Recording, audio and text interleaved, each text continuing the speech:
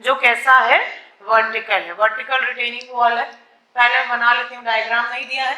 Vertical retaining wall मैंने बना ली। Height कितनी है इसकी, 5 मीटर। हाइट कितनी है, 5 मीटर। अब इसमें क्या बोलता है, ये किसको रिटेन कर रहा है, सैंड को। किसको रिटेन कर रहा है, सैंड को। सैंड का यूनिट वेट कितना दिया है, कितना दिया है सैंड का यूनिट वेट, 17 दिया है कि 20 दिया है, 17 दिया है। पहली सिचुएशन में कितना दिया है, 17 किलो न्यूटन पर मीटर क्यूब। अब इसमें पहले में क्या बोला है आपका, बोलता है कि फाई की वैल्यू कितना दिया है, 30 degree. Phi is equal to 30 degree. अब आगे बोलता है कि वाटर टेबल कहां पर प्रेजेंट है, बेस ऑफ द सैंड, या बेस पे प्रेजेंट, मतलब वाटर टेबल ये सैंड लेवल के बेस पे प्रेजेंट है। किसकी वैल्यू हो गई, ग्राउंड वाटर टेबल। ये फर्स्ट सिचुएशन है और इससे बोलता है कि आप क्या वैल्यू निकालो, pressure at the base of the wall. क्या निकालने बोल रहा है, प्रेशर। हम प्रेशर भी निकाल लेंगे और क्या निकाल लेंगे, थ्रस्ट भी निकाल लेंगे। थ्रस्ट की जरूरत क्योंकि सेकेंड पार्ट में पढ़ना। अब सेकेंड पार्ट क्या बोला, determine the percentage change in active thrust, मतलब अब परसेंटेज चेंज हो रहा है एक्टिव थ्रस्ट में, किस कारण से हो रहा है, कोई बदलाव किया होगा। अब कारण क्या बोल रहा है, जब वाटर टेबल कहां पर पहुंच गया, ग्राउंड लेवल। पहली सिचुएशन पे वाटर टेबल था सैंड के बेस पे, कहां था, सैंड के बेस पे, मतलब 5 मीटर नीचे। और सेकेंड सिचुएशन में दूसरे डायग्राम में बनाती हूँ, ठीक। जो सेकेंड सिचुएशन है उसमें आपका ये वॉल है, ठीक, ये सैंड है और वाटर टेबल कहां पर पहुंच गया, ग्राउंड लेवल पे, ठीक। कहां पर पहुंच गया, ग्राउंड लेवल पे वाटर टेबल। हाइट कितना था, 5 मीटर।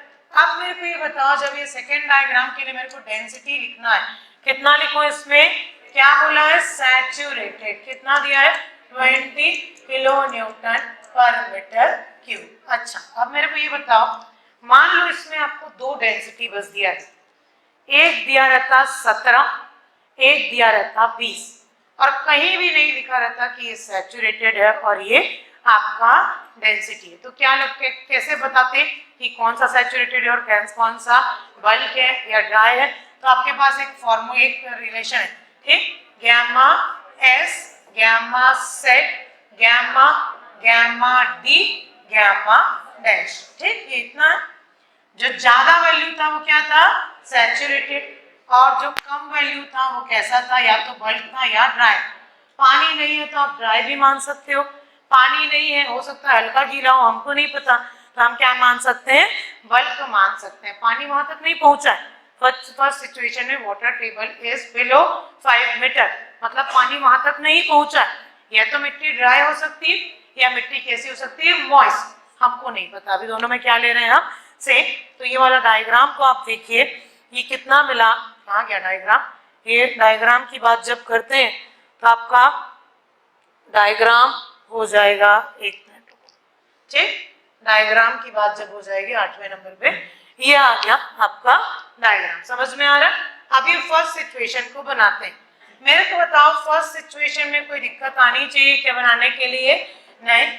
डायरेक्ट मैं इफेक्टिव स्ट्रेस डायग्राम बना रही हूँ। बोलो कितना होगा, ऊपर में 0, नीचे में कितना होगा, gamma into H, gamma into H, 17 into 5, 7 पंचे 35, कितना हो गया, 5 से 8 किलो न्यूटन पर मीटर स्क्वायर, नहीं आएगा, ठीक। ये किसकी वैल्यू हो गई, डायरेक्ट इफेक्टिव स्ट्रेस डायग्राम। यहाँ पर वाटर टेबल नहीं पहुंचा है, वाटर टेबल पहुंचेगा ऊपर तब चेंज होगी सिचुएशन, ठीक। ये इतना। अब इसका के ए से एक्टिव अर्थ प्रेशर डायग्राम बनाओ। के ए कितना आएगा, निकालो, 1 minus sine five divided by 1 plus sine five, K A into 85, के ए आएगा 1/3। कितना आ रहा है, कितना आ रहा है, 28.3 किलो न्यूटन पर मीटर स्क्वायर, ठीक। के ए कैसे निकाला, मैं लिख देती हूँ यहाँ पर, K A 1 minus sine five divided by 1 plus sine 5। 5 की वैल्यू कितनी है 30 डिग्री, सब्स्टिट्यूट करोगे साइन 30 कितना होता है 1/2, तो 1 माइनस 1/2, 1 प्लस 1/2 आधा बटे 2/3, तो कितना आ जाएगा आपका ये 1/3। कैलकुलेट कर लेना भाई, छोटा छोटा कैलकुलेशन खुद से कर सकते हो। चलो लिखो इसको,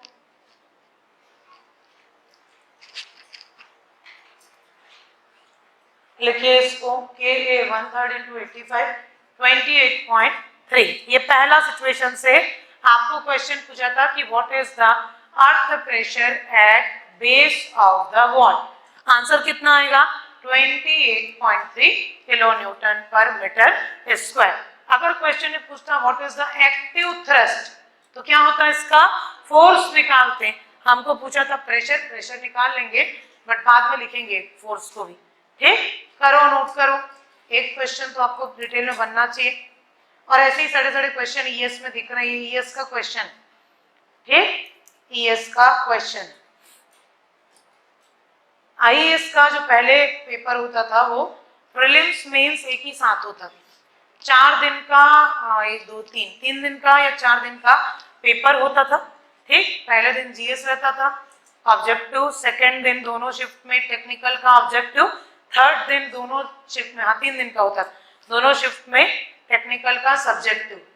और उस पेपर का एक्सपीरियंस मेरा ये रहा कि वो पेपर सिर्फ आपका पेशेंस चेक करता, जो 3 दिन में लेते हैं ना, जीएस बिगड़ा तो ऑटोमेटिकली दूसरे दिन का पेपर क्या होगा बिगड़ेगा, ऑटोमेटिकली क्या खराब होगा मेंस खराब होगा। और लेना वैसे ही चाहिए, एक ही बार सब टेस्ट कर लेना चाहिए। ठीक, और पेशेंस को भी चेक करता है, पहले दिन आप ऑब्जेक्टिव दे के आए, दूसरे दिन ऑब्जेक्टिव दे के आए, शाम के 8 बजे पहुंच रहे हो, वापस सेंटर इतना दूर दूर रहता है, और आके फिर अगले दिन आपको सवेरे से कहाँ जाना है सेंटर पे जाना है, तो लिखने में थकान लगता है, पेपर हॉल आती हुई चीजें लिखने का मन नहीं करता।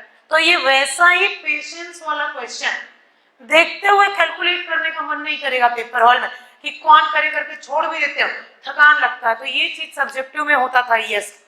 इसी चीज को दूर करने के लिए फिर क्या किया गया, इसको 2 पार्ट में कर दिया गया, प्रीलिम्स और मेंस, जो कि गलत हो गया, पहले ठीक था। ठीक, इतना क्लियर है। अब आपको इसमें आंसर क्या आएगा, क्वेश्चन में पूछा है एक्टिव अर्थ प्रेशर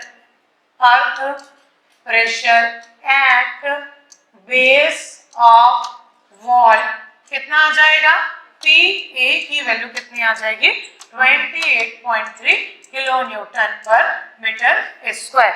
अगर एक्टिव थ्रस्ट पूछता, एक्टिव थ्रस्ट बोलो, एक्टिव थ्रस्ट पूछता बेस पे, तो कितना, बेस पे नहीं, आप देखो एक्टिव थ्रस्ट बेस के लिए नहीं होता, एक्टिव थ्रस्ट पूरे वॉल के लिए होता है। तो ये हो जाएगा FA half base into height. निकालो कितना आ रहा है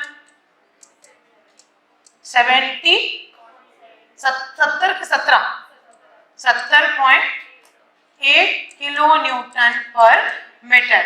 और ये कहां पर एक्ट करेगा, act at h/3 that is 5/3, कितना आ जाएगा ये 1.67 मीटर फ्रॉम बेस। अब ये तो एक पूरा क्वेश्चन खत्म कर दिया। ठीक, बट इसमें सेकंड क्वेश्चन क्या पूछा उस पे चलते हैं। मतलब मैंने जो केस 1 बताया था आपको ड्राई वाला, ये वही केस है, समझ जाओ। ठीक, अब सेकंड केस लेते हैं। इसमें बोला, क्या बोला है आपको, ऑल्सो